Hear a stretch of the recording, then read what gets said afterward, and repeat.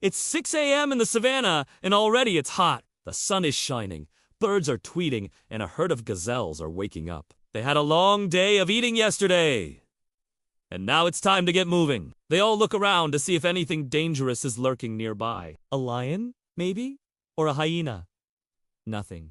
So they start to graze, nibbling on the tall grasses.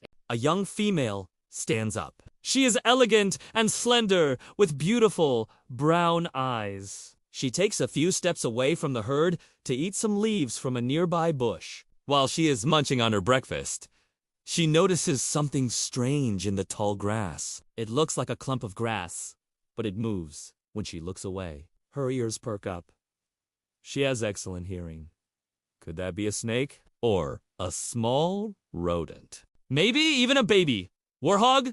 Oh, what could it be? She cautiously approaches the moving clump of grass to investigate. Suddenly, a small brown mouse darts out and disappears into the undergrowth. The little mouse twitched its nose at the gazelle and flicked its tail back and forth as it scampered away. The chase was on. The mouse ran as fast as it could, dodging between the tall grasses, leaping over logs, and darting under bushes. The gazelle was right behind it, gaining on it fast. She could almost taste the little mouse's fear. Then suddenly, the mouse disappeared into a hole in the ground. The gazelle skidded to a halt and looked around to see if it had escaped.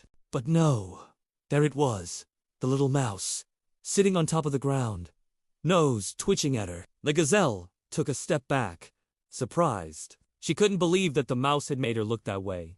She was supposed to be the hunter, not the hunted. She lowered her head and charged at the mouse. This time, she would not be denied her breakfast. The mouse squeaked and ran again, darting back and forth, trying to lose the gazelle. But the gazelle was too quick for it. She easily dodged the mouse and closed in for the kill. Finally, the gazelle caught up to the mouse and grabbed it in her mouth. She tossed it in the air, but instead of biting down on it, she let it go. The gazelle didn't want to kill the mouse. She just wanted to scare it away. But the little mouse didn't understand this.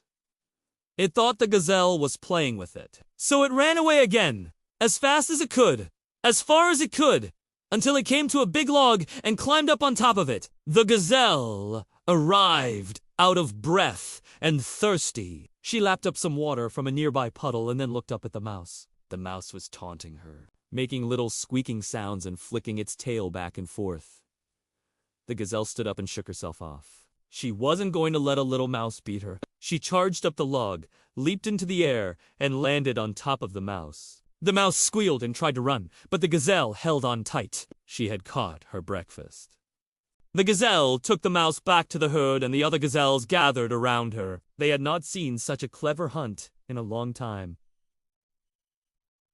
The gazelle was proud. She was the best hunter in the herd. She had caught a tasty breakfast for herself and for her friends. They all ate together, celebrating their good fortune. And as the sun rose higher in the sky, they all went back to grazing, happy and full. And that is the story of how the gazelle got her breakfast. Do you know any stories about gazelles? Share them below. See you next time!